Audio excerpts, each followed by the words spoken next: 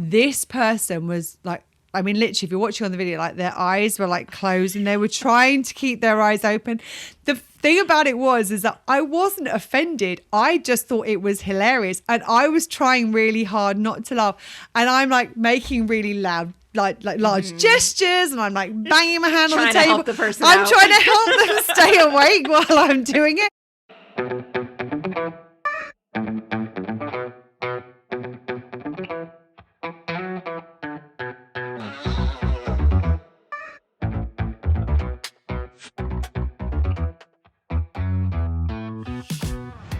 Hello, hello, hello, and welcome to Well Shit. It really is that simple.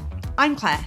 And I'm Serena. On this podcast, we help you to understand about your 12 universal needs, why they are currently not being well met, How to meet them in ways that work for you, and how to consistently do so in quick, easy, and simple ways that fit seamlessly into your life. We'll also help you to understand how doing so will have a positive ripple effect in literally every area of your life. If you like what you hear, come and join the conversation in our Facebook group. And enjoy the show. Hello, hello, hello. Hey, everyone. Happy Podcastaversary! Well, Ish. happy anniversary of the Of the Podcastiversary from last year, because we were 2 episodes delayed in that one, but we're staying on track and doing it 2 episodes late again. Yay! So happy anniversary to us. And we still don't want to clean up confetti, which is why we've done it digitally again. So we're just dancing it. It lasts a little bit. We made a bit of a what? I was still. you carry on. You boogie away. I am. Oh, and Mr. Niggles is joining in. Is Mr. Niggles twerking? I don't know if it's twerking, but it's definitely booty he's shaking. bopping. He's bopping. Definitely, he's bopping that booty. Anyway, So basically, we have a. It was basically my mistake. It's the reason that we're doing it this way, because we have a spreadsheet that tracks all of our episodes and editing, so we know where we're at with everything. And we have a running order of how many episodes total we've done, but we've also, because we're doing it in seasons, so that each year is a season. We're also doing how many episodes in a season do we have? We made the Podcastaversary last year. We made the episode of the Podcastaversary last year, the end of the season or the beginning of the season, whichever way when we did it. So basically I did it 52 episodes into our year 2, but we started 2 episodes later. And it was only when we were recording an episode earlier today and Serena was like, hold on a second. This is episode 104. Now, my math ain't great, but 52 and 52, I believe, is 104. And I was like, oh, shit. That was when we realized that. But hey, we're sticking with tradition. Yep. In the sense that we are Consistently inconsistent, or consistently? Consistently doing things differently, I think, is probably the best way of wording it. So here we are. Podcastaversary. I cannot believe we have been doing this for 2 years. That seems just wild. Mm-hmm. And it's funny because in some respects it feels like we've been doing this for a lot longer than 2 years. Mm-hmm.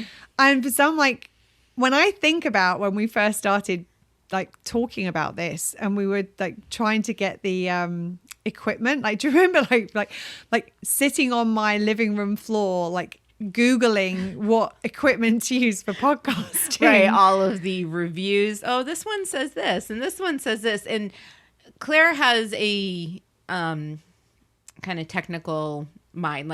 She usually can get behind that kind of stuff fairly easily and with an understanding. Me, on the other hand, it's not as in I'm her IT support, basically. Yes. Is what she's trying to say. So. Well, and the funny thing is that we are very in connection with a lot of musicians on this island. I'm like, why the hell we didn't think to ask them what we should be using? I've got no idea. Luckily, once we'd ordered it, one of them actually walked through my front door and was like, oh, those are good microphones. I'm like, yes. And they was like, oh, that's a good recorder. Yes. So yes, but that feels like so long ago. Mm-hmm. And it's funny, I was talking yesterday with the person I live with, and we were talking about how the different locations we've shot at feel really long time ago. Like we were talking about the episode where they walked in and scared the crap out of you. I'm like, that feels so long ago. That feels like years ago. Right. How about the episode on my bathroom floor? That was even ancient. longer ago, because that actually was before I got back into the US. So we started that, mid 2021. Must have been earlier than that, because I've been here 2 years now. Wow. Yeah. So yeah, this has been a long old journey. But it's been such a great journey. And like just before we kind of get into what this episode is going to be about, like any kind of highlights from the past year in terms of like episodes or like moments, anything that kind of jumps out at you? And honestly, nothing specific, because we have so much fun. And I think that's the thing. Like, we truly enjoy podcasting. Oh, yeah. Like, we just have a good time with this. And I think my favorite thing about it is when people kind of come up and they're like, oh, that thing you said. Like, I have a friend that listens, and every so often she's like, oh, that rescuer thing, that recovering rescuer. And it's like I love those like people I'm in, relationship, in community with, in conversation with, when they all of a sudden randomly pop in with something that we said, and they're like, this was such a game changer. I'm like, you hear me talk about this shit all the time. And it's like, but yeah, only listen when it's in a podcast, really. But the fact that they do, and that it's actually landing, and it's making a profound change and a difference in their lives. I'm like, that, like, looking at the 2 years, I'm like, that right there is what, like, that is my favorite part of this. Like, that it's actually helping to change people's lives, because that's what we set out to do. Like, and that's make our community stronger. Yeah, absolutely. Absolutely. How about you? I think that the one, you're right. We have so much fun. And if actually, it was funny. I didn't tell you this. I haven't told Serena this yesterday. I was having a conversation on our way back from the market yesterday. It was on our way there. We were talking about the podcast, and he was telling me that when he listens to the podcast, he listens with his hands on the volume control, because apparently the difference in volume between our regular voices and when we laugh is so different. So he said, if you're doing content, he said he's fine. And the second we start getting a little bit like off topic or giggly or what have you, he was like, straight on the volumes. He said, I turn it down preemptively so that I don't like. So he said, because the first time it happened, it scared the crap out of me. He was driving in the car, and like I think it was the roller coaster, and we were both like woo! We've probably just done it again. Well, we both did it at a lower volume and backed away from the mic. And I think I leaned into it that time. Like, yeah, so have a Ric Flair moment. Woo! What? 90s wrestling. Okay. Yeah, not a reference for me. But yeah, so I think that's the thing. We have so much fun. Like, these are the conversations that we would have. Like, I think there's two things that really I've loved from this last season. The first thing was the episode just a few ago where you were like, hey, I'm just going to ask you a question, and I just want us to have the conversation. Like, I loved that, because that was where this all came from. Like, actually getting to literally do the thing that inspired the podcast live on the podcast. Well, live, like it was live for us. We didn't re-record. No, so absolutely. On the podcast, where I didn't know what the topic was. I didn't know what the questions were. That was kind of fun. A little unnerving. I'm not going to lie. Not because I'm worried about what I'm like, a lot of the time it's like trying to make sure I get everything in that I want to say about a topic, and it's a little harder to do that when you don't know what the topic is. But I think the other one that really resonates with me and like I loved was the New Year's episode from this last year, where we started off on a track. We thought we knew what we were going to record before we did it, and then all of a sudden we hit a tangent midway through, and it became something that was so different, but so much more powerful. And that moment where we realized we hadn't hit record was like, no. And the fact that we had the audio to be able to go, actually, you know what? we're just going to put this out with the audio as it is because I don't think we could re-record it and have it be as good.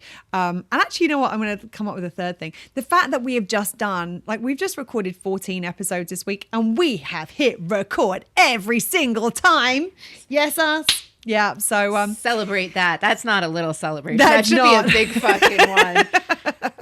So, yeah, but there's so much that we love about this. And the fact that we get to come here and do this and share this with you is just awesome.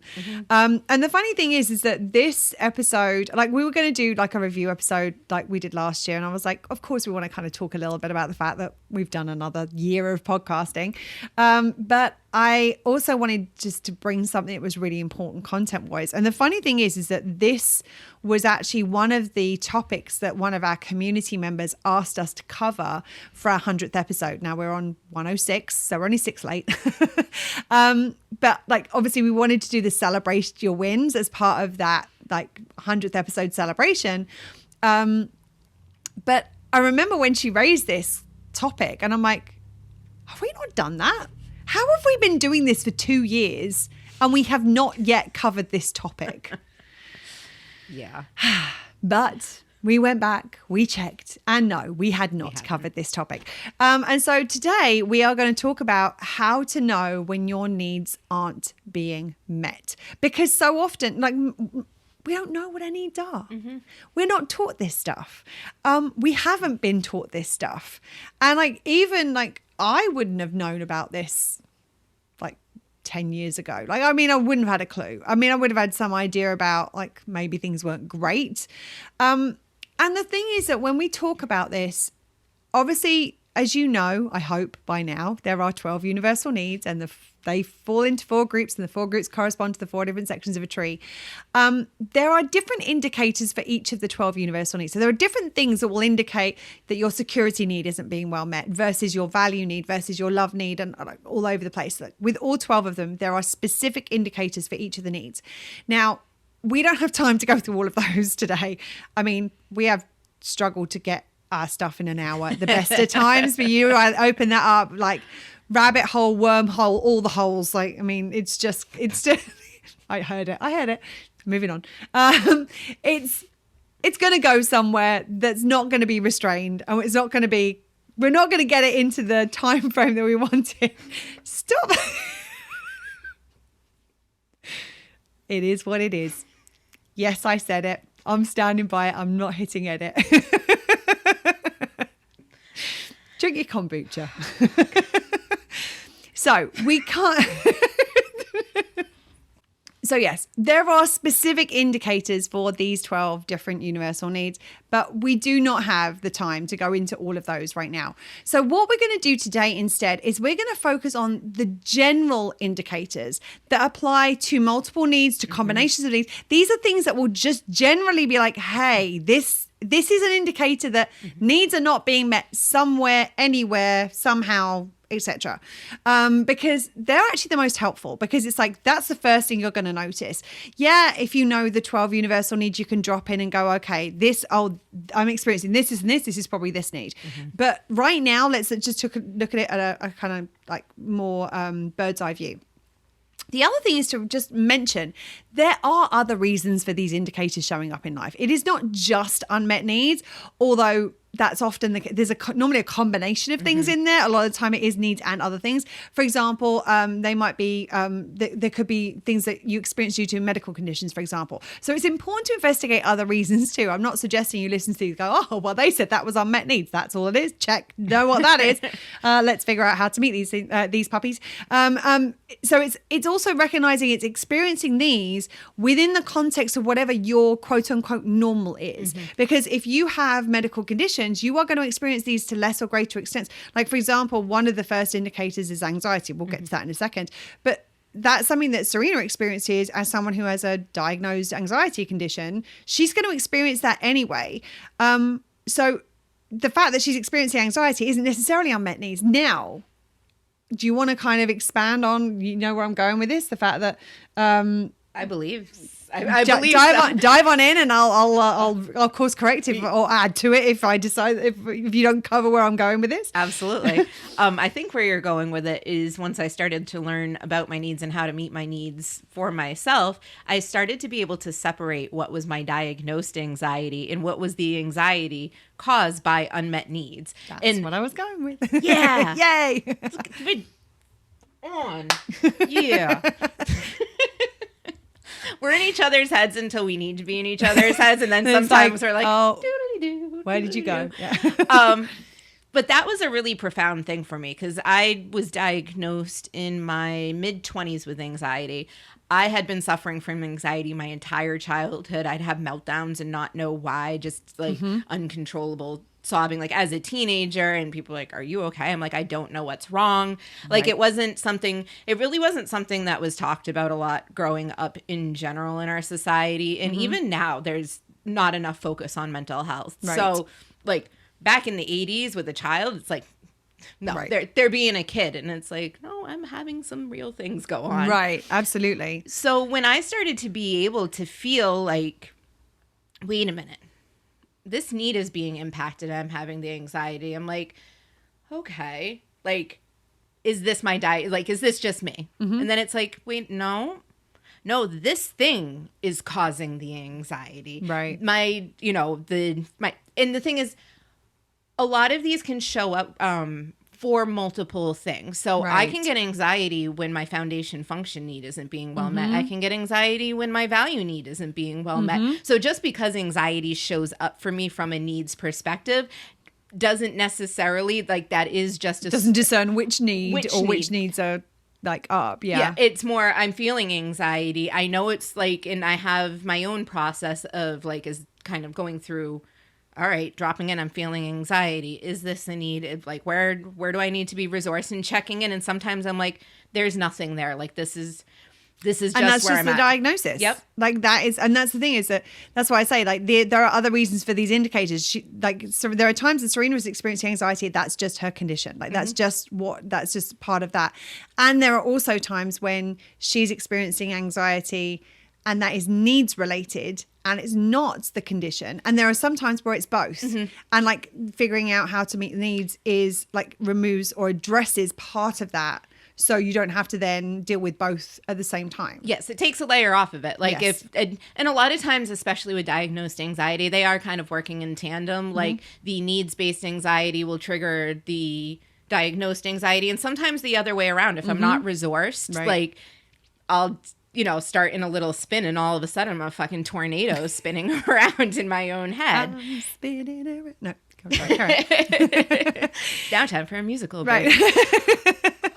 But it really is, it's nice when I'm like, even in those situations and I can drop in and I can be like, okay, I'm still feeling really anxious, but I've addressed this need that I know is causing some of the anxiety. So I'm not as anxious anymore. Right. And even just being not as anxious is profoundly helpful. Right. Absolutely. So it's like, I just wanted to make sure that people are not like, oh, this is just needs-based stuff. It can be needs stuff. It can be other stuff. A lot of the time, even if other stuff's involved, the chances are there's probably a combination, but I just wanted to kind of caveat what we're about to say. So there are a number of different indicators and some of these we're going to go into, some of them we're not because we don't have time to go into all of them because there's a few of them. But let's start off with the one that we were just talking about, anxiety. Now, if you've listened to the episode, which is an antidote to anxiety, I think it's episode number 28, and I only know that because I was referring to it earlier today on something else. That's not some magical memory thing I have. Serena's like, what the fuck? How did you know that? Taking your ginkgo, I see. Yeah. That's the brain one. Yeah, right? I believe so. Yeah. And so if you go back and look at what anxiety actually is from a needs point of view, needs-based anxiety, not an anxiety condition, but needs-based anxiety is basically a reaction to one or more of our needs having not been met in the past, a fear of one or more of our needs, or a reaction to one or more of our needs not being met in the present, a fear of one or more of our needs not being met or being compromised in the future, or a combination of the above. And so if we're experiencing anxiety outside of the context of medical diagnosis, then the chances are there is going to be some needs, that there is a needs-based factor in that. Another one is being easily irritated. Now, if you are easily irritated, then it may be because you are dealing with unmet needs. And therefore, the things that are impacting you, like we've talked previously about the Star Trek shields, about like your Star Trek shields being at 100% means that your needs are fully met.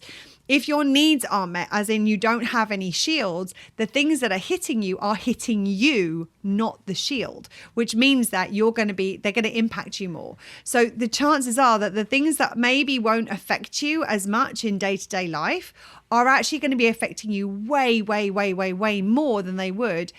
Then the chances are that's an indicator that at least one or more of your needs aren't very well met. I think one that I don't know a single person that has not experienced this, but feeling tired, feeling exhausted, feeling drained.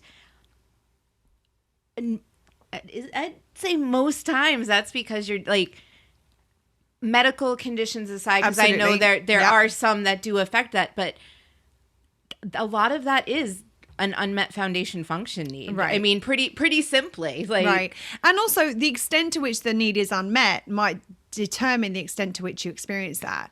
Like if you're feeling tired, then your foundation function need probably is compromised in some way. If you're feeling exhausted, then it's probably even more compromised. If you're feeling drained, it's like another level of compromise that it's experiencing. And Serena's right. Like there are things that's why it was important for us to say there are reasons that you will experience these things that are not needs related, but outside of the context of that is almost always unmet needs, almost always. Another one that's an interesting one is resistance. So it's like if you are feeling resistance to something and now caveat this by saying if you're feeling resistance to something you don't want to do and you have no interest in, or something that you think is going to compromise you, that's just life. That's natural. That's normal. That's not necessarily unmet needs. But more specifically, we're talking here is like resistance to things that we might want to do. There's like something where it's like, I want to do this, but like, something's stopping me from doing it. If you haven't listened to it already, go back and listen to the episode a few episodes ago where Serena asked me the question, like, why am I not doing the thing that I want to do? We broke down in detail lots of different examples of reasons why there was a resistance to doing something, even though it was something that was going to meet her needs, even though it was something that she wanted to do. And we looked at two different examples.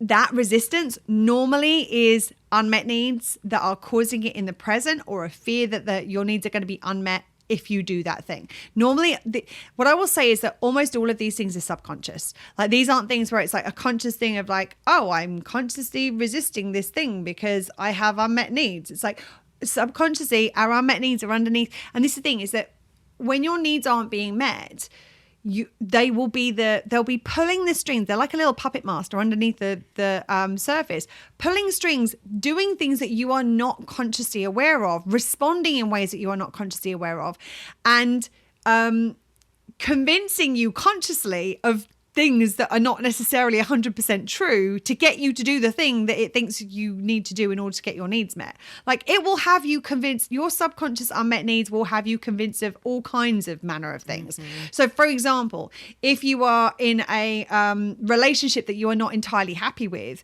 but for example, that person is providing 100% of the financial support to the family, to the household, and you currently don't have your own income, like a lot of people in that situation, the subconscious will convince the conscious, like, look how much you love them.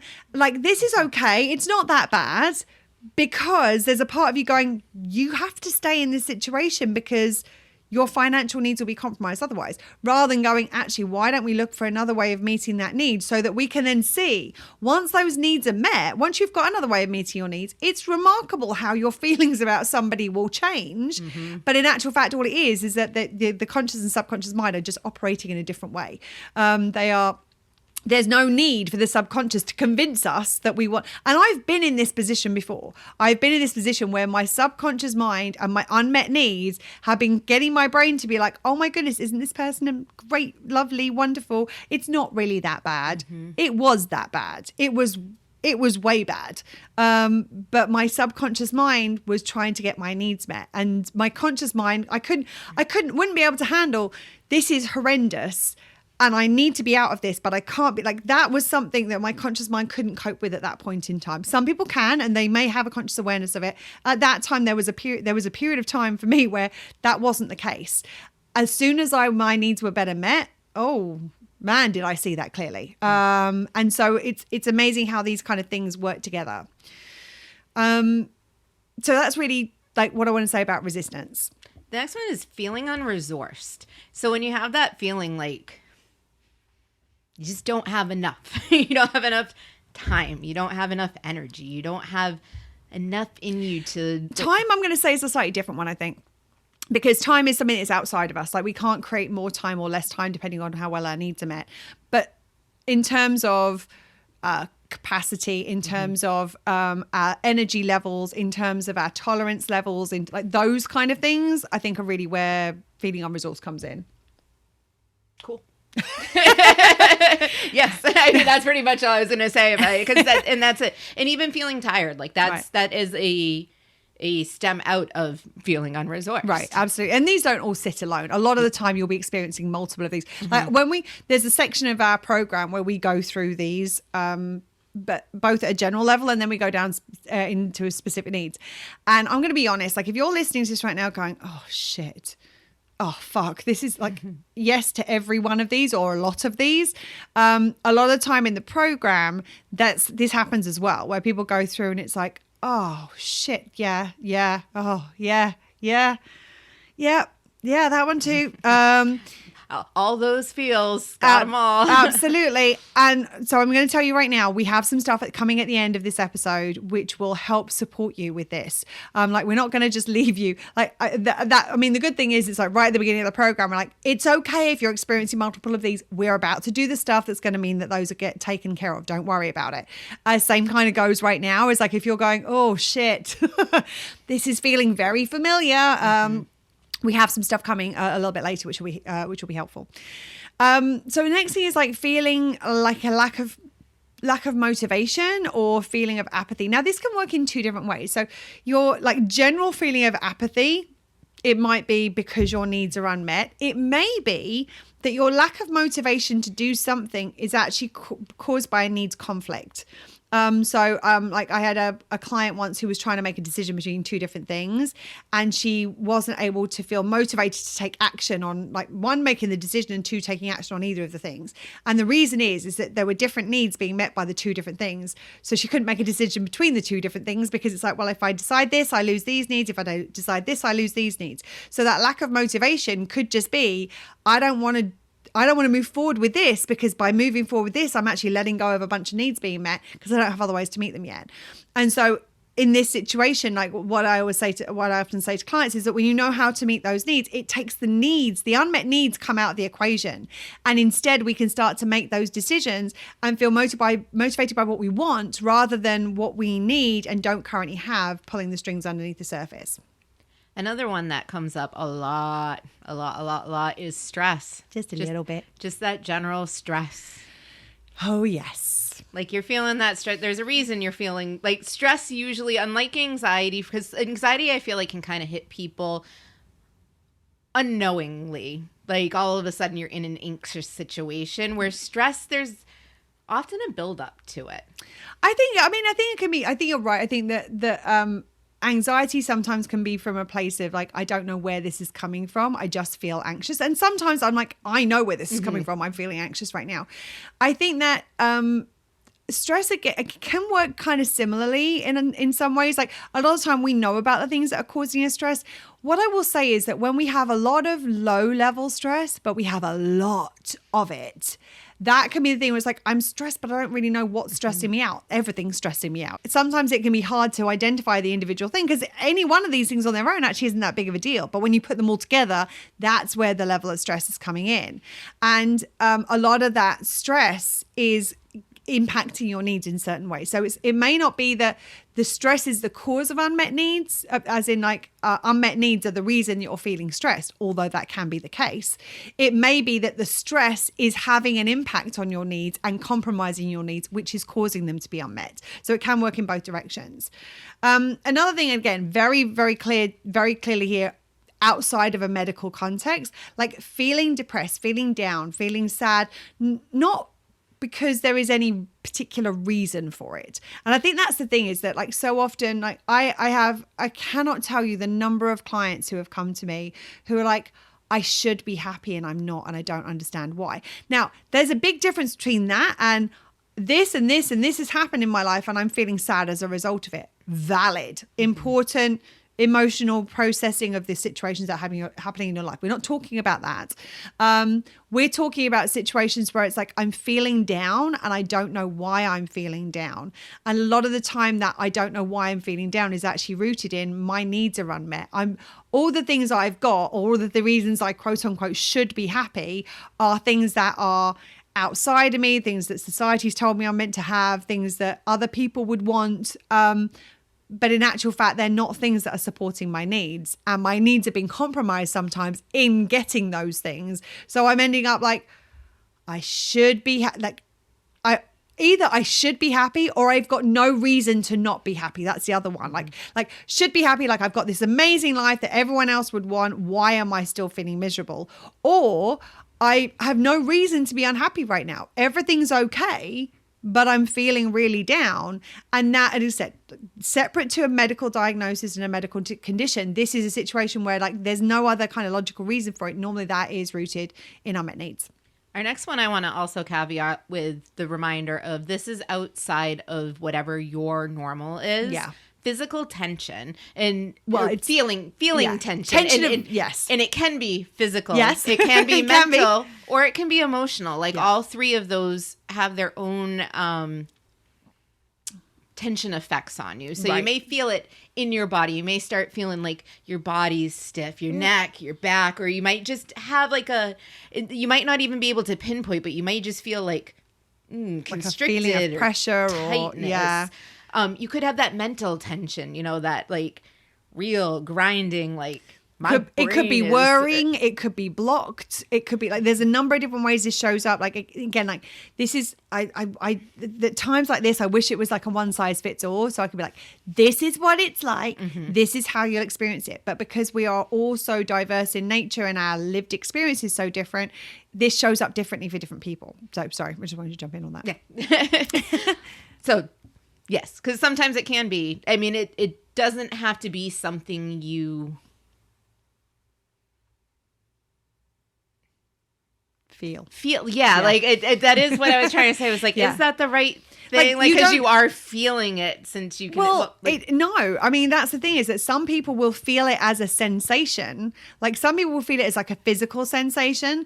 Some people will be aware. They might notice a change in their way that they're thinking, or how they're thinking, or the way the brain is, like the fact that the brain feels blocked, or it feels like it's worrying, or it feels like it's more scattered than usual. Other people might feel an emotional tension. So it's like there's this I'm noticing this emotion that's present that feels tense or feels like pressure, and I'm like, I don't know how else to describe that. Any one of these, and this is not definitive. This list is not all of the things. There are a bunch of things that aren't on this list. And as we are working with more people and becoming more aware of different experiences, we're able to expand this list. So this list will continue to expand. It's not going to get smaller, nope. But it will get larger. So it's like when you're aware of that, that you're noticing something that feels or appears in some way, you're noticing a tension, whether that is and I tell you something, another way that tension can show up is you might notice tension in your relationships, like as in like all of a sudden, like you're noticing a tension there, and it may be that other people are responding to how you're being because your needs are unmet. And all of a sudden it's like, oh, well, I don't feel things myself, but I'm noticing this is kind of showing up in lots of different places. That might be another indicator as well. Not all that, it's not a definitive that is definitely a needs-based thing, but it is another thing that could potentially give us an idea of that. Mm-hmm. So the next one is like this feeling of emptiness, or feeling like there is something missing. But again, it's a little bit like I was saying a minute ago about like that feeling of like, I should be happy, but I'm not, or I'm like, I should be okay, but I'm not. Like feeling that there is something missing, and you don't know what that something is. Like when you're in that position, the vast majority of the time, in my experience, that is an unmet need talking. Like that's something missing, is that need trying to be fulfilled. And you're not sure what exactly that looks like. But it's just that. And again, it might be a physical feeling. It might be an emotional feeling. It might be just this like nagging thought that keeps coming back. And it's like, I don't know what that is. Why does that keep coming up for me? And then the next one is like life seeming to be full of problems. Now, yes, and life may be full of problems. There's not saying that like your life being full of problems means that is as a result of your needs being unmet. The fact that your life is full of problems probably is negatively impacting your needs. So you're probably going to have unmet needs as a result of that.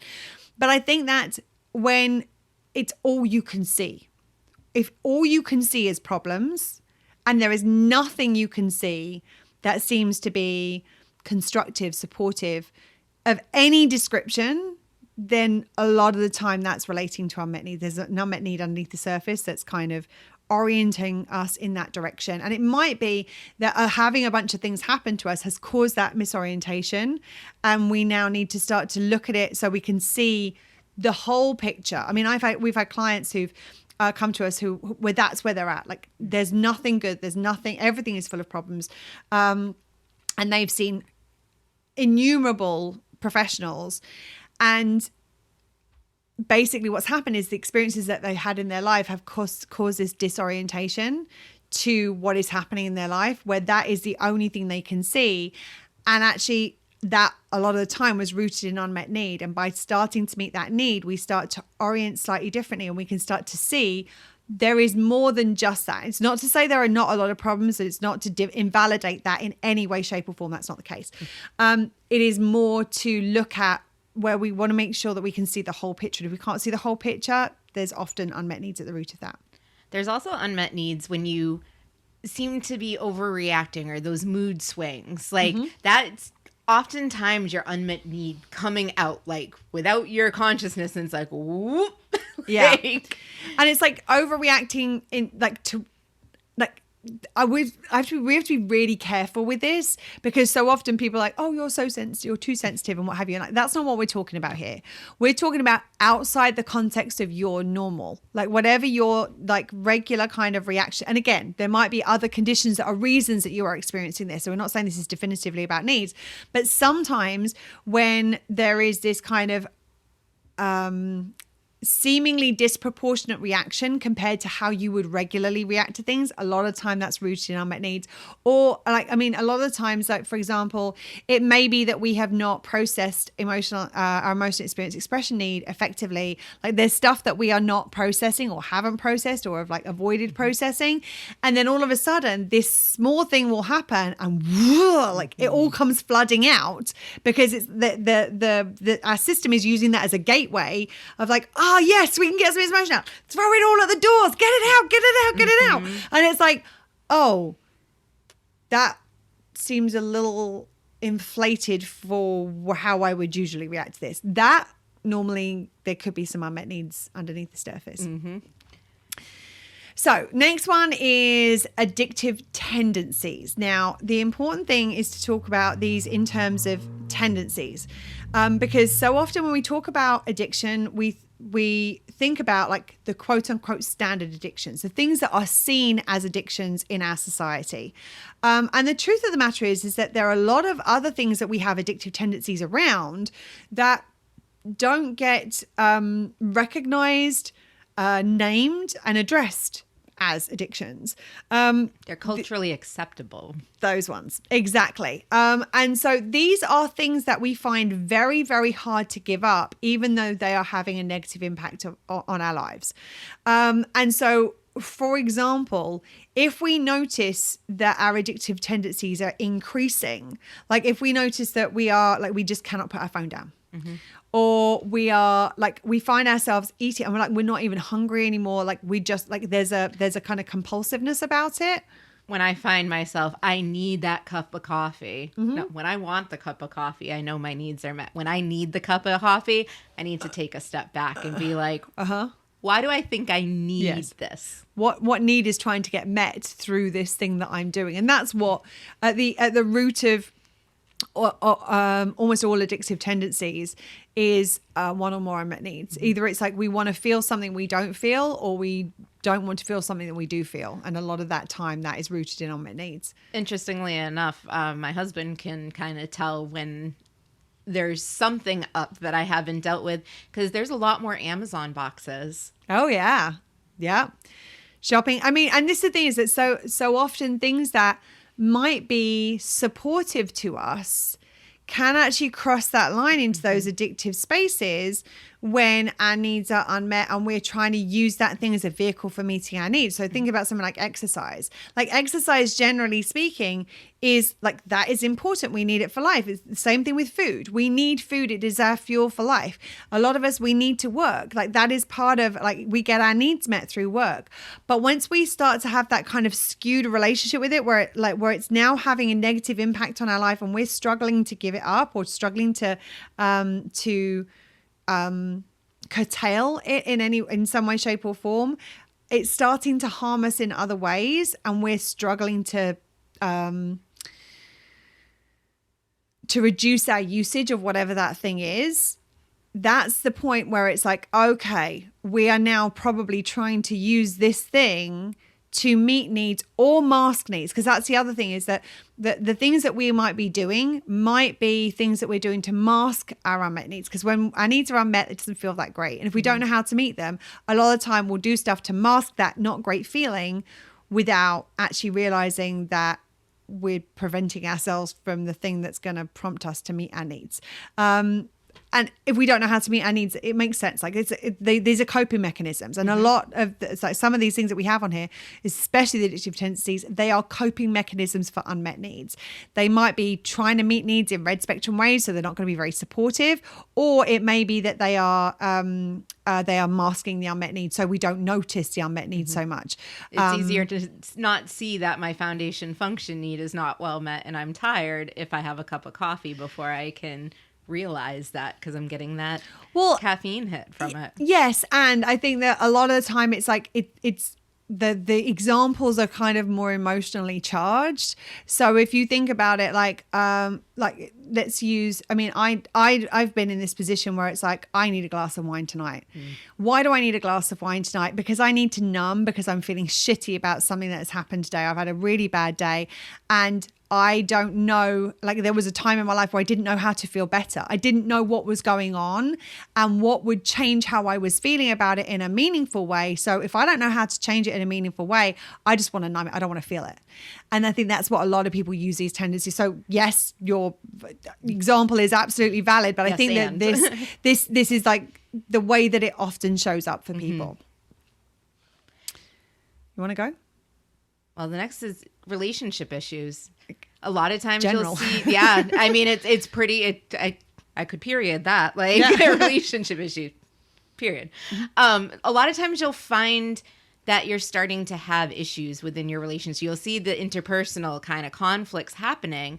And this is all relationships. We're talking about partners, family, friends, work, like community, any type of relationship. You might start to see strain, tension. Right. Like there'll be a kind of a tweak in the interactiveness, and not in a good way. Right. And again, like these, we're not saying all relationship issues means your needs are unmet. I mean, relationship issues are likely to be negatively impacting your needs. So this is like this kind of symbiotic relationship where these things like cause and effect, where is the cause, where is the effect kind of thing.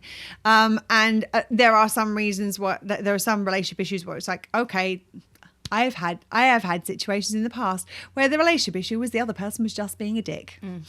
Like, and probably due to their unmet needs, but that's not my responsibility, and that's not an indicator of my needs being unmet. Now, if, like we talked about earlier, like you might notice that there's issues happening in a lot of your relationships at the same time. Oh, hold on a second. Is that my unmet needs? Is that causing me to show up in different ways? So again, like, nuance, and all of these there's nuance too. Like these are none of these are as simple and straightforward as they seem as we're talking about them right now. We're just kind of covering these at a very simplistic level, at a basic level, so that we can get a lot of them in. All of these have layers and layers and layers of nuance underneath it. And like my favorite thing to do is dive into the nuance. But if I do that, we'll be here for the next like 4 hours. So I want to make sure you can get on with the rest of your day. I want to make sure we can get on with the rest of our day at the end of this, sort of sooner rather than later. So the other thing is like bad habits and destructive behaviors. So a little bit like the addictive tendencies, like the same kind of thing is that at the root of, if you go back and listen to our How to Shift Bad Habits episode, we talk about in there that a lot of people don't realize that the bad habit itself is trying to meet or mask a need. And so that's the reason we often find it hard to give it up. Whereas if we try and shift the behavior without addressing the need underneath that is causing us to do that, enact that behavior, like as a coping strategy, then what ends up happening is that we end up like we might change the behavior, but often that unmet need is going to keep pulling us back to that same behavior because it's like the way that we've learned to cope with it. If, however, we decide we figure out what's underneath it and we shift that need and we meet that need better, it makes actually shifting those habits and behaviors way, way, way easier.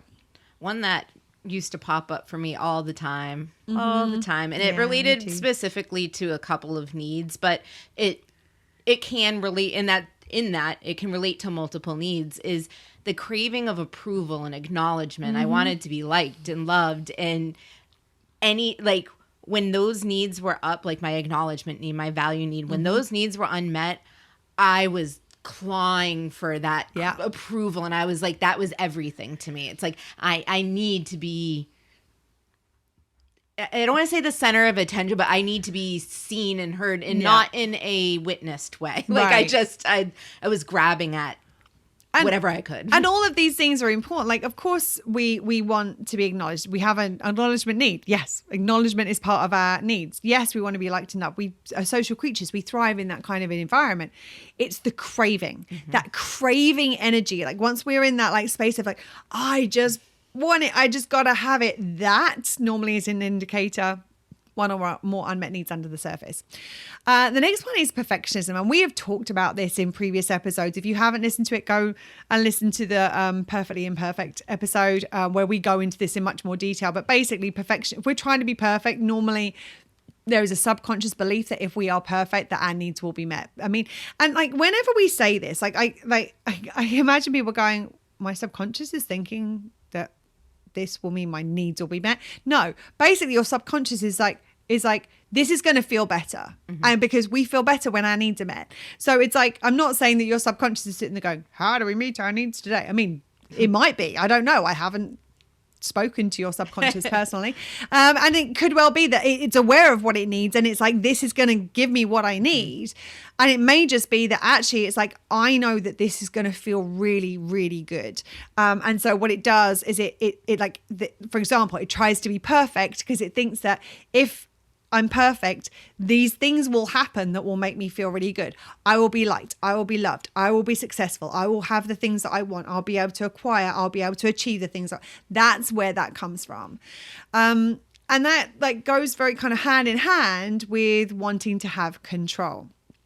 You want to talk a little bit about this? Because I know this is one from, I mean, it's existed in both of our pasts, but I know that it was a big one for you. Control of everything. Yeah. And that's the thing. Like, or anything. Yeah.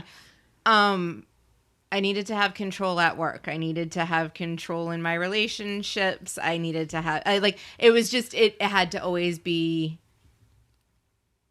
I had to kind of have the thumb. So I felt safe. So I felt empowered. So I felt all of these things, not real, like, with no realization to the impact on anybody else's needs. But like, those are my needs. The control, like, I don't have that need to control pretty much anything in my life anymore, except for my own boundaries and what I can contain in myself. And it's more, I don't think when I was in it, I would have seen what I was doing as control. I'd be like, no, I'm being a leader. I'm taking ownership. I would spin taking it. responsibility. Yeah, I'd spin it so it sounded like something really positive. But when it came down to it, it was my unmet needs being like, you're going to, the control is a red spectrum. Like, I can't control people. I can't control, I've learned I can't control anything. Right. Like life happens, work happens, like all the things happen. So you're spinning yourself into like a, like the control thing, like you're setting yourself up for disappointment. Well, and it's funny because it was such an awesome experience watching you go through this process, especially with respect to the control thing, and just seeing that kind of falling away and realizing, like, I think that was the point. I know that logically you knew it made sense what I was saying to you about the control thing, but like when you watched it full, you were like, oh, this really is about my needs. Look, oh, it's gone. Okay, bye. Life is so much easier now that I don't have the desire or need to control everything. Yes. And it's just, okay. It's about creating. Like I don't have to control. I get into a situation. It's like, all right, here's the situation. What am I going to create out of this? Yeah, absolutely. And that makes things more fun. Way, way, way more fun. The next one is like feeling powerless. And I'm not talking about like actually being powerless, because a lot of us deal with powerlessness due to systemic marginalization. I want to make sure that I kind of name that. But this is like feeling powerless with respect to everything. Like when we are in that place of like, I can't, like, I'm powerless to do anything. Like the belief that like the power to affect change of any description sits outside of us, sits with somebody else or sits in the situation. Like a lot of that time, there's unmet needs that are underneath the surface there. Also not feeling enough or worthy or deserving, like having that, just that lack of, like it's like feeling good, like not feeling good enough, not feeling I'm blank enough. Like you can fill that blank in with whatever you want. Not good enough, not hot enough, not thin enough, not successful enough, not achieved enough, not kind enough, like whatever the I'm not blank worthy is. of a good relationship. I'm not worthy of a better job. I'm not worthy of being able to meet my needs or taking the time. And that deserving piece normally is like shows up when we find ourselves trying to prove things. Like we're trying to prove we're good enough. We're trying to prove we're worthy of stuff. That is where we often, it's an indicator we don't feel deserving of it. So when you notice, oh God, I'm trying to prove myself. I'm trying to prove myself as a good friend. I'm trying to prove myself as being valuable at work. I'm trying to prove that I'm good enough to my partner. Like whatever it is, if you're trying to prove yourself, then the chances are there are unmet needs sitting underneath the surface. And likewise, like this kind of like dovetails like neatly with imposter syndrome. Like if we believe like we've got a promotion, for example, or we've got a new job, or even we're in a relationship where we're being perceived a certain way, and like all we're doing is worrying about like when they find out the truth, when they find out the real us, and we're not really as good as everyone thinks we are. Like a lot of the time, that has such deep roots in unmet needs, normally related to our value need, and where it's like the value the outside world is putting on us does not match how we internally value ourselves, and we're worried that people are going to see that discrepancy. Now, the truth of the matter is, a lot of the time, it's that we are devaluing ourselves, not that we are being perceived as more valuable than we actually are. But that showing up, a lot of the time, that's an unmet need as well, or at least one. Normally multiple. Right. Yeah. Some of them automatically encompass multiple needs. Like it's hard to separate them out sometimes. Yeah. Another one is the feeling of no choice. And we're talking in respect to everything. And it's a little bit different than the feeling powerless. Like this is, I have to do this because I have no other choice. Yeah. Like this is what has to be done because I have no choice in this situation. I have to do this. I need to do this. Like it's like I don't have the ability to choose anything else. I have to do. And there are moments in life where we don't feel like we have a choice. And a lot of the times, like we have a choice. It's just the choice sucks. Like we choose between one sucky thing and one more sucky thing. So we're going to choose the slightly less sucky thing. There is still a choice in that. But when we're not aware of that choice or we feel like we don't have any choice at all, yeah, that's when I'd say usually most of the time, like choice is an option. And I think that's...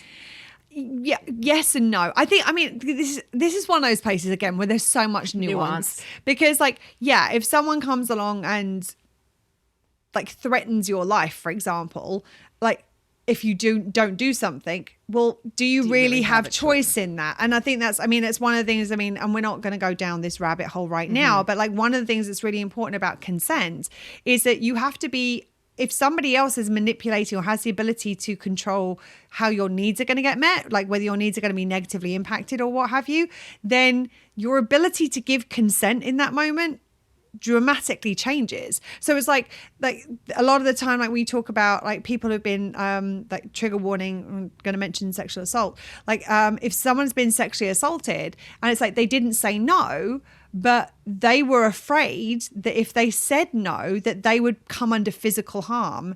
Did they have the ability to consent in that moment? Well, no, they didn't, because their physical well-being was at risk.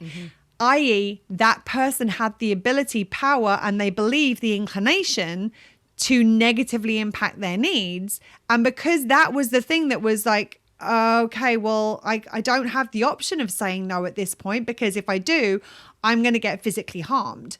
So it's like, yes, no, it's nuance. And my reference was more to the general day-to-day.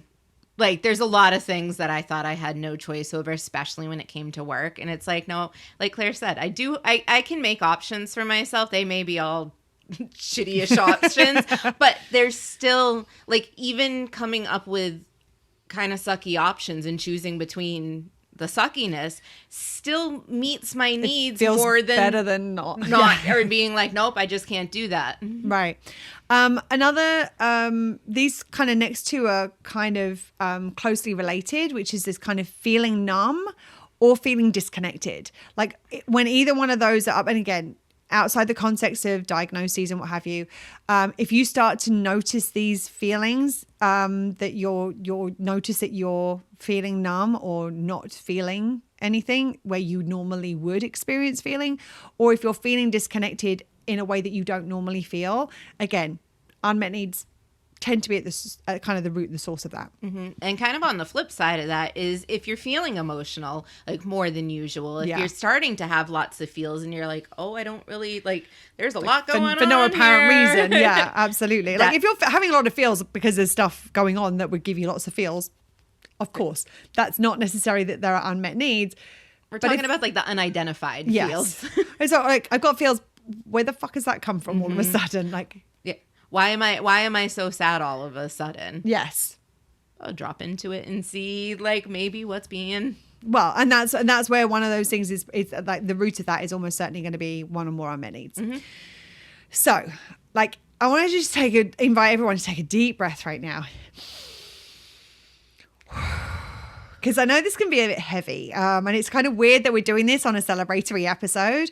But like, I know that sometimes people are like, oh my God, so many of these apply to me. It's okay right now, because we're going to give you some ideas of things that you can start to do, which will help support you as far as starting to move this and shift it in that direction. I just want to say that also you're not alone.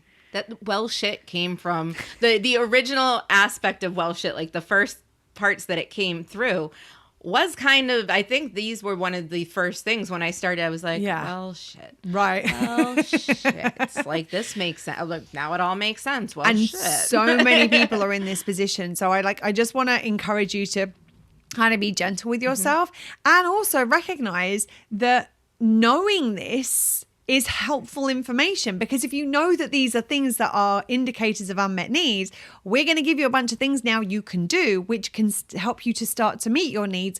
It gives you a way, because so often we're feeling these things and we don't know why.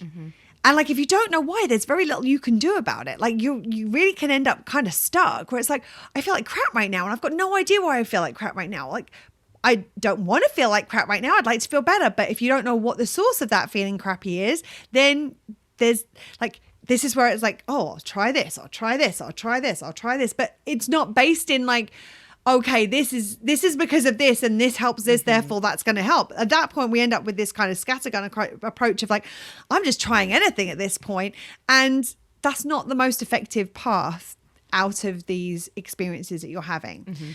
So what I will say is, if you are feeling any of these things, and especially if you are feeling multiple of these things, the highest priority for you is to take care of yourself and your needs. Even if you have dependents, even if you have other people you're supporting, even if you have responsibilities, because if your needs are compromised, then the chances are you're not going to be able to show up as the best version of yourself for those things in your life. Now, I'm not saying that you need to be like, right, that's it. I'm packing my bags. I'll be back in a couple of weeks, where I'm not saying that you have to do this without being aware of the other things that you have in your life and the responsibilities that you have. But even if you can just take 2 minutes a day, most people can find 2 minutes a day. You can wake up 2 minutes earlier, 2 minutes out of a lunch break, take 2 minutes when you're sitting on the toilet, like whatever it is, to do something to start to shift this in the right direction. It will start to make a difference. It's the old cliche, you can't pour from an empty cup. Like always, every time I say it, I'm like, it's like my Nana used to say stuff like that, but it's still true. And like this helps you. The little things may not fill your cup immediately, but that's one more drop you have in there. One more drop, one more drop, and all of a sudden, then your cup overfloweth, and you're like, I am so resourced. Here, have some liquid. I've got extra. And that's a great feeling when you have an empty cup and you're like, well, shit, my cup's empty. And then you see it slowly fill, and then you know how to resource yourself to keep it full. It's like, and then you are happy to give.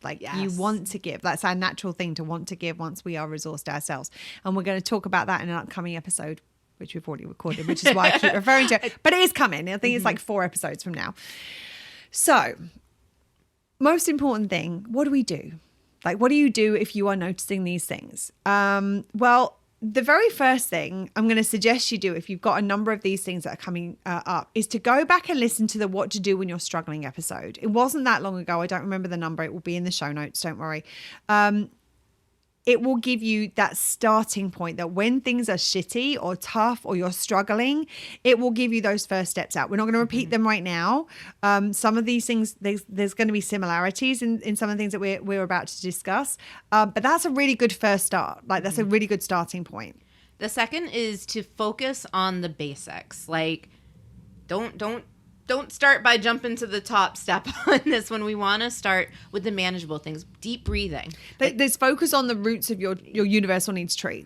And ideally the tap root, which is like the thing that's gonna give you your nourishment. It's gonna give you your anchor. It's gonna support you as you are worrying about these other things as you're going on up. So take care of your tap root first and foremost. So almost all of these that Serena's about to mention are about taking care of your tap root, the foundation function needs.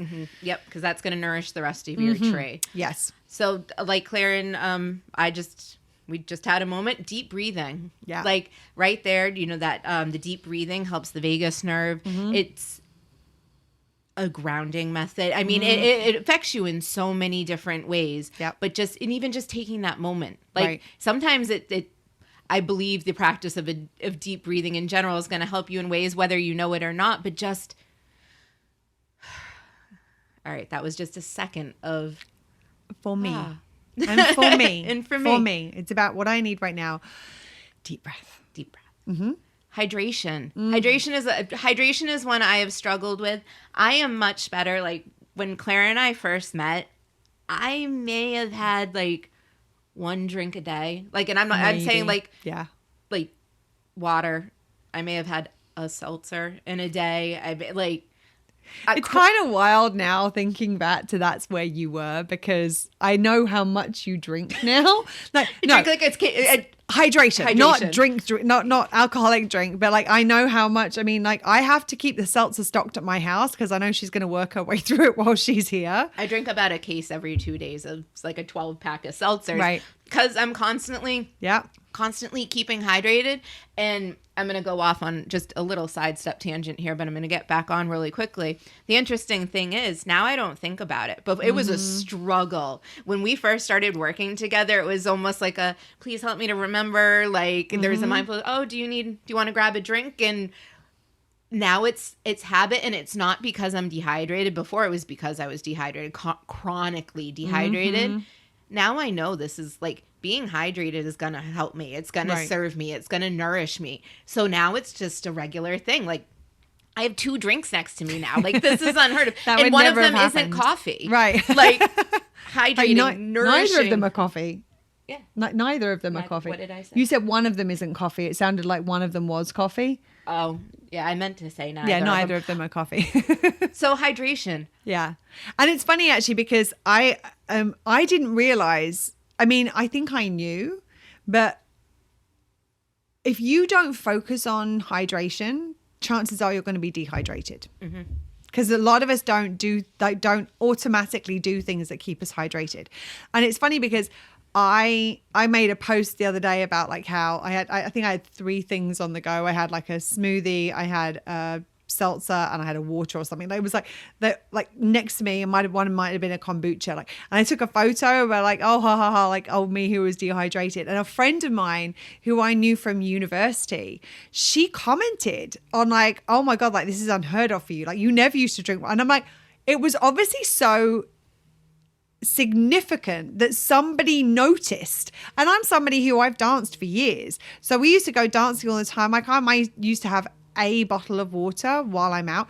Now I've got a massive freaking Yeti thing that comes out with me if I leave the house. It was funny. I went to go and like I still have my beautiful massage bruises on my arm. I went to go and get a massage the other day. Now bear in mind, I was literally I was leaving my house. My plan was to go and get my massage and come back to the house again. That was the extent. I might have gone and picked somebody up and dropped them off somewhere else on the way back. But I wasn't planning. It wasn't like I was going out all day. And as I'm on the way to the massage, I suddenly was like, oh, I feel a little bit thirsty. And I'm like, if I'm thinking about this now, it's all I am going to be thinking about while I'm doing my massage. I don't want to do that. And also I know if you're getting a deep tissue massage, you need to be hydrating to flush that stuff out of your system. So I stopped on the way there and I picked up a large bottle of water from the gas station on my way to the massage. And I went and picked somebody up on the way back and came back here. Now, I maybe have only drank that amount of water, but I knew I had it with me so that if I needed it, if I wanted it, I did. I sipped from it regularly while I was out. Now, I almost always have. I actually have a carrying case. I have like a shoulder strap for my big ass insulated water bottle, so I have cool water available with me at all times. Like, this is just not something I really ever thought about before. Like, I mean, I don't come from a family of people who drink a lot of water. Like, my mum drinks quite a bit, I suppose, but I mean, my dad, it's hard to get him to use water to take a tablet if he needs to take one. I was going to say, I don't recall my mom drinking water. Right. Like, at all. Yeah. Ever. Like, I cannot imagine her with a glass of water unless it was like at dinner and it was served to her. Right. As like everybody gets water at or the unless table. it was like bubbly with like vodka in it and a slice of lime. Exactly. Yeah. And I think just to kind of touch on this hydration thing, because it's something that, and I still struggle with it because, and what I'm going to mention is kind of the struggle. I'm good at staying relatively hydrated and kind of keeping a consistent thing. When I'm active and I am exerting more, I need to up that because now I'm expending some of that hydration and making sure and keeping those things mindful in me and being like, okay, like I really don't want to, like I have a thing with water and plain water is not my thing. That's the reason we have many, many different types of seltzer in the seltzers. house. But the mindfulness, if I'm out dancing, like, yeah, actually I need to have a water right now. I don't really want a water, but like, this is what my body needs. Right. And having that mindfulness, like, I don't want to get dehydrated. That doesn't feel good. Right. Well, and the funny thing is like, I mean, it goes to show the kind of supportive nature of our relationship is that seltzer is not my favorite thing. Like, I may have one seltzer a day. Most days I don't have a seltzer. Like I might have it with, if I'm having like dinner or something, I might have a seltzer with it. Seltzer really isn't my thing. If we are like out on the boat, for example, and everyone's kind of drinking, I might drink a lot of seltzer because that it's like as an alternative to drinking, like it's something that's got flavor and what have you. But generally speaking, I drink a lot of just water. Like I have big kind of tubs of spring water that sit on the side, and I top up my my drink and put some ice in it. Now, Serena spends a lot of time here because we spend a lot of time here working. So I make sure we always have a large range of seltzer in the house so that because I know that's the thing that she needs. It like the thing that I use to hydrate and the thing that Serena uses to hydrate are completely different. And so there was a period where and it actually started, I think, because Serena knew she drank a lot of seltzer. She showed up at my door one day with 6 boxes of seltzer. And I was like, oh, cool. Pop them in the corner. Now, if I know we're getting low on seltzer, if I'm at the store, I will keep an eye open for those buy 2 get 1 or whatever, buy 1 get 1 free kind of things, and I'll make sure that I top it up. Now, Serena doesn't want that burden to come on. She doesn't want me to be shopping for her needs, so she will regularly top up the seltzer supplies here as well. And I drink it, and the person I live with drinks it, so it's not like it's like we only have it in for Serena. But I mean, that would be nice. I'm seeing 1, 2, 3, 4, 5, 6 different flavors currently. Right, exactly. The thing is, even if we didn't drink it, I would still have it in the house because I know that's the thing that supports her with her needs. So this is where we can be sort of more mindful. And it's like, I know that Serena has a water filtration thing, so I can get cold, normal water at her place. But I also know if she didn't have that and I spent a lot of time at her place, she would make sure that there is the kind of water that I need to stay hydrated, because we want to support each other's needs. each other's needs. So I just wanted to kind of mention that because yes, this is something that it's like, find the way of doing it that works for you, and then find the relationships, create relationships with people who want to support the things that work for you as well as the things that work for them. Yeah. If I don't see Claire's water bottle next to her, or she doesn't see my seltzer, hey, I'm up. Do you need seltzer? that? Yeah. Super simple, super fulfilling. Absolutely. Absolutely. So the next thing is rest or sleep. And we're not talking about you don't have to get 12 hours sleep a night, but just maybe it's going to bed half an hour earlier for where you were, or maybe just taking, if you can take a nap, great. If all you can do is just sit down on the couch, relax your body and close your eyes and let your body relax for a second, actually allow your muscles to release any tension and actually just allow yourself to be held and supported by whatever it is that's underneath you. That, even just doing that for a couple of minutes. And again, I'm going to probably overshare, and I think I might have shared this on a previous episode. I'm used to oversharing at this point. It's just part of my day-to-day life in this work. When I used to work in corporate, I used to do this. I used to go to the bathroom. I used to put the toilet seat down. I used to sit on the toilet seat and relax and allow myself to just close my eyes and physically rest for a second.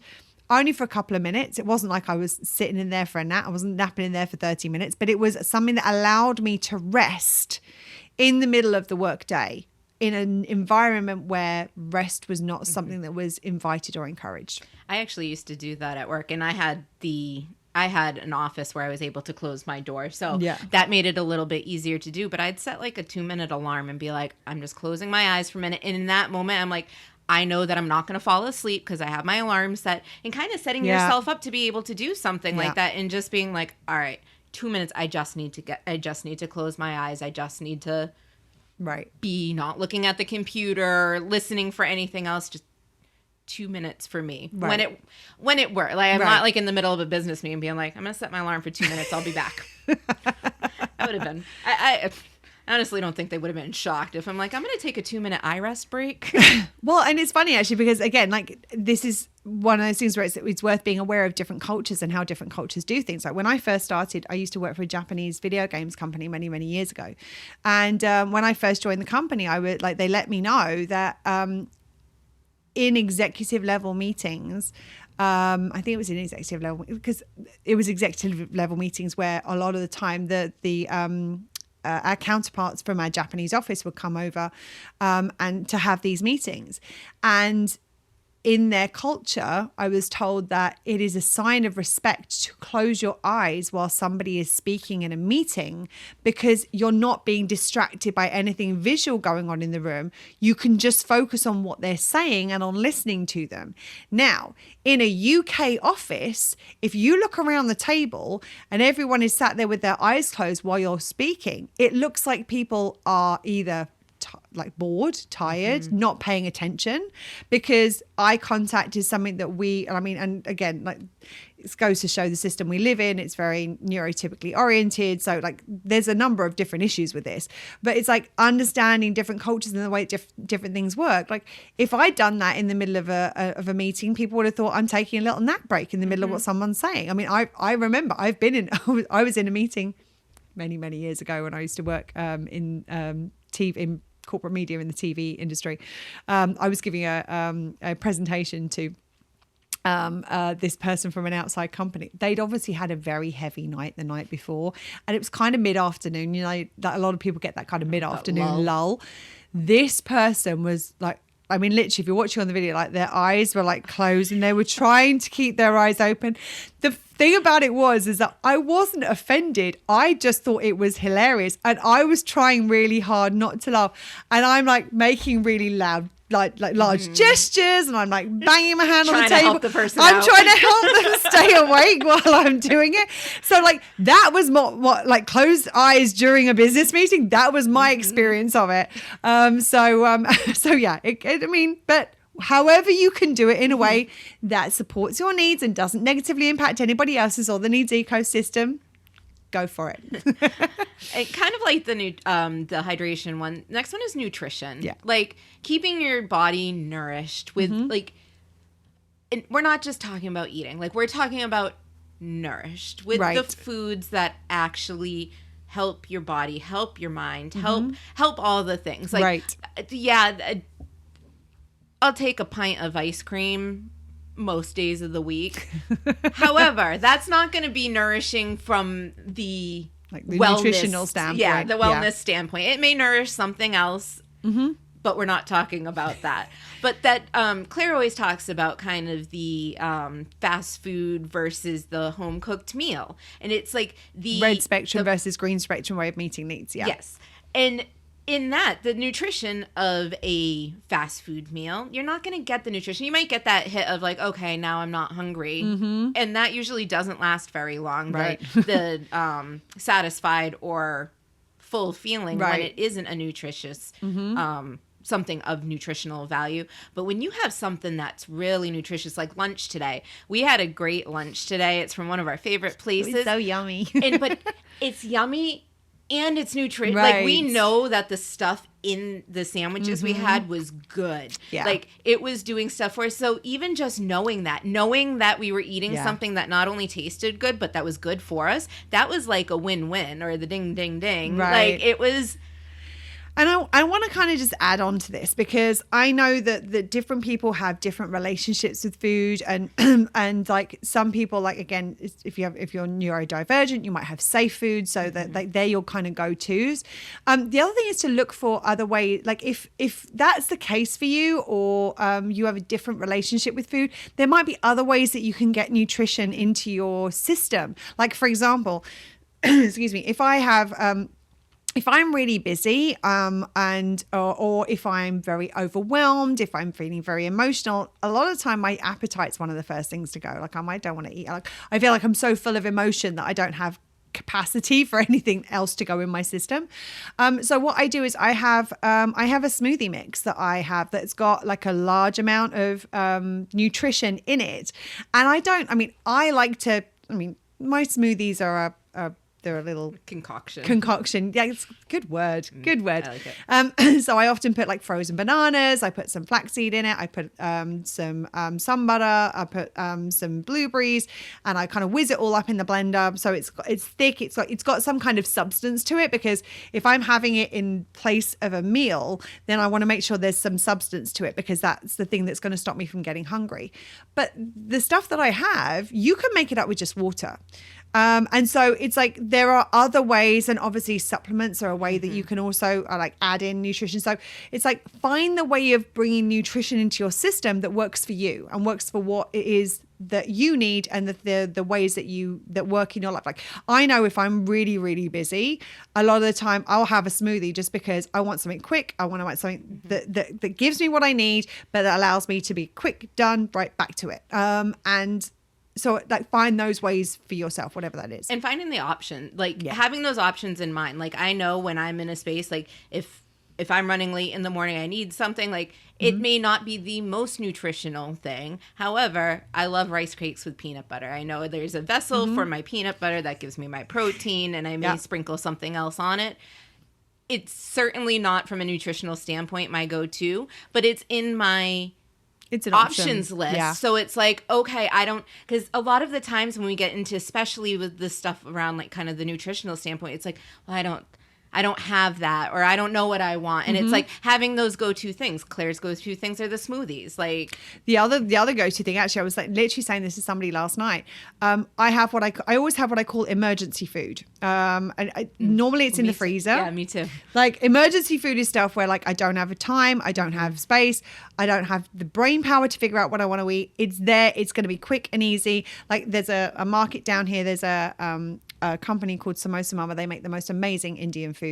And she won't let you freeze them though, will she? Oh no, you it's just can't already you can't can't microwave it. them. Like you can't microwave the samosas or the pakora, because like don't do that to their food. Like basically, I knew there was something that we couldn't do to it. No, but it comes frozen, so you just pop it straight in the freezer. And with that, like I can have, I always have rice sachets where I've cooked up rice, portioned it, freezed it, and put it in the freezer. So it's like I know that within the space of 10 minutes, I always have some of their vegetable curry in there. I always have some of their roti, the bread, in there. I also always have the rice in there, and I always have some of their tamarind and date chutney in my fridge. So I can have a really good meal. Like I have curry with rice, the roti bread that I can dip in the chutney. I can have that ready in 10 minutes. And it was funny. When we went down there last night, I was like, I need some more emergency food. I think I've eaten all the curry in the freezer, because this week has been like, we've been recording. So I'm like, I don't have the time. I don't have the energy and the capacity. So I've been using that more than I would do normally. And so again, like finding ways, like I often like batch cook, and I put things in the freezer that are nutritious, that are going to give me what I want and that are yummy and that I like. And then a lot of the times, if I'm going to be busy, I will take out and like one of those portions earlier in the day. I don't have to think about it. I have to think about what to have. I just have to heat up whatever it is I've taken out that morning. So there's ways of you can do this that will help you to be better supported. Mm-hmm. Next one is one that we both love, which is movement and stretching. Like movement is whatever movement feels good for your body and you feel is going to be most supportive for where you're at. So yes, we do dance classes. There are things that we do, like I do swimming. Like I actually really like walking when I'm not in the middle of like the tropics in summer. Like when I'm back home in the UK, I actually do a lot of walking. I borrow my sister's dog and go out walking in the woods. It's great. When it's like 113 degrees, not so much. Yeah. Like find the movement that works for you, but even just like stretching your body, even like especially if you sit a lot. I mean, like we are sitting a lot at the moment, and we normally sit a lot. So making sure that you're stretching and moving your body, it stops it from freezing up. It stops it from locking. It stops it from getting so as tight as it otherwise can be. Well, in doing that, like this might sound silly. It's like this, out of all the things that come out of my mouth, is going to be the silly thing. I'm waiting. Yeah, I know. I mean, and I'm also curious. If you look at the first couple of episodes of probably a good chunk, I used to smile through the whole thing, which is just fucking creepy. Like, I have definitely gotten more comfortable with this. But we would be sitting, and we're usually sitting in kind of like right now we're both pretty like propped and our feet are on the ground. But usually I have both legs up, crisscross applesauce. Claire has like one behind her ear, kind of. I mean, we're kind of like we said it in a previous episode, like we're in a tight space, so we have to maneuver ourselves within that.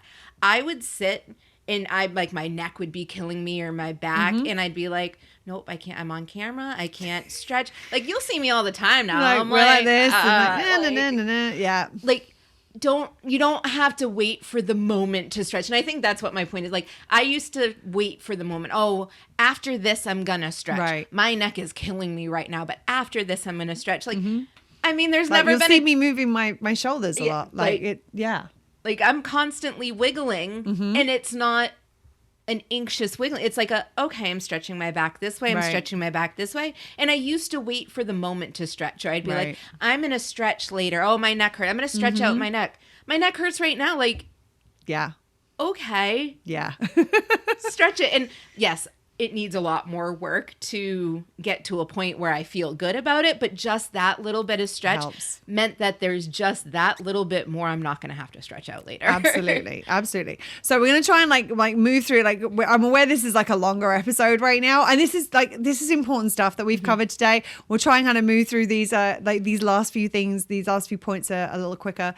One is ground yourself. Like, I mean that and people are like, well, what does that mean, ground yourself? It's like whatever helps you to feel more grounded and centered. So that might be like just feeling your feet on the ground. It might be laying and feeling your back on the ground. It could just be sitting and, as I said earlier, like feeling what is underneath you, supporting you, and just allowing yourself as you exhale to just relax into that support a little bit more, like feeling your energy kind of dropping and feeling more grounded and centered. Another option is VU breathing. Now, we talked about this in episode 28. This is how I knew episode 28 was an antidote to anxiety. This is like, this is why I knew this earlier in this episode. We go through and break down what VU breathing is. It does support the vagus nerve, which is really, really helpful. And we go through the steps of that technique. So I want to kind of give that as here's another episode to go and listen to, which you might find really helpful. And honestly, because anxiety is about needs not being met in the past, present, or future, or a combination thereof. If your needs are unmet, actually understanding the anxiety element is really helpful. So that's a really helpful episode, just kind of full stop. Another helpful thing, if you're finding that your needs are unmet, is to go through our free 5-day self-care made simple in the Nourish Your Needs Facebook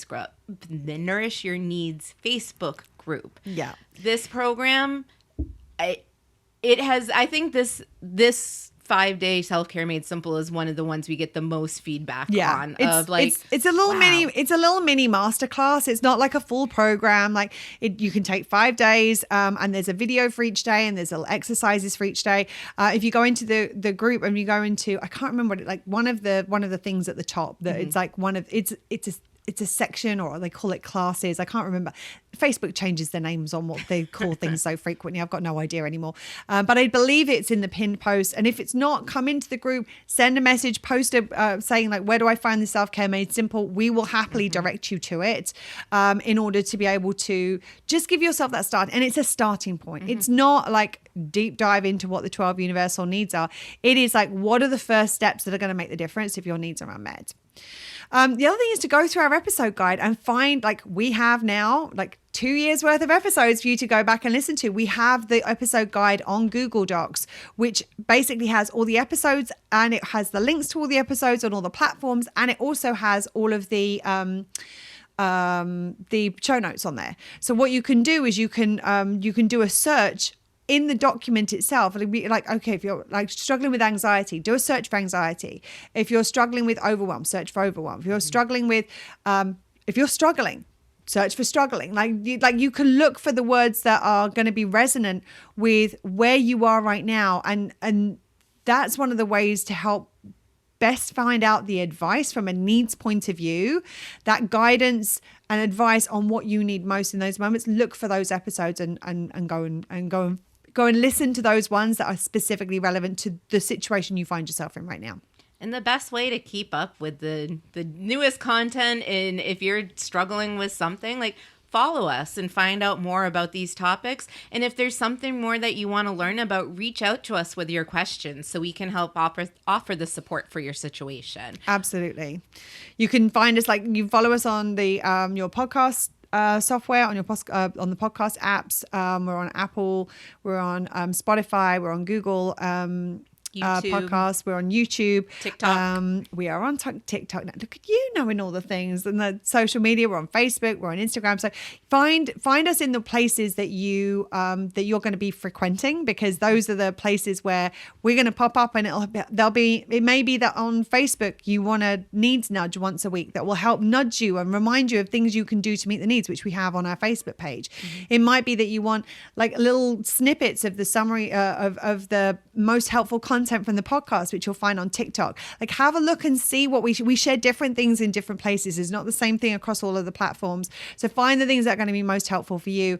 And most important, as Serena said, reach out and let us know, like, what are the questions? What are the struggles? What are the things that you want to hear more about? What are the topics you want us to cover? And we will make sure that in this third year, I can't believe we're going into our third year of podcasting, that we will answer those questions, that we will speak to those topics, and we'll give you more of what it is that you're looking for. And you can reach out. I want to say you can reach out to us via like Messenger, like Yep. utilize the options there. Cause I know some people are like, I want to ask this question, but I don't want to post it in the group. Yeah. Okay. Like Send us a direct message. Send Yeah. Send us a direct message, because we truly want to hear and help and support. Yes, So absolutely.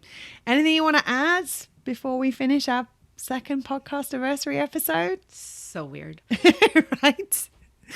I think that's it. And See you in another year when we celebrate. We might end up actually doing it on the Podcastiversary next year. You never know. And we might not. I was gonna say why break tradition? right? Okay, we'll see you this time next year then, by the sounds of it. And thank you for being part of this. Thank you for listening. Thank you for watching. If you have the time and the capacity, if you could rate our podcast and leave us a written review, that would be amazing, because it helps other people to find us. We really appreciate you being a part of this, because without you, there'd be no real point in us doing this. I mean, we have fun, but Right. I mean, Mr. Niggles enjoys it as well, and with his little glittery backpack. But yeah, we appreciate you. You're the reason we do this. So thank you for being here with us. Thank you for watching. Thank you for listening. We will speak to you again very, very soon. But between now and then, remember to stay safe, take care of yourself, and continue to meet your own needs. Lots of love. Bye, friends. That's it for today. If you like what you heard, please subscribe, rate, and give us a written review, as it will help more people find us. And remember, if you notice any of the indicators of unmet needs, take 2 minutes a day and stick to the basics to start taking care of them for yourself. Well, shit. It really is that simple.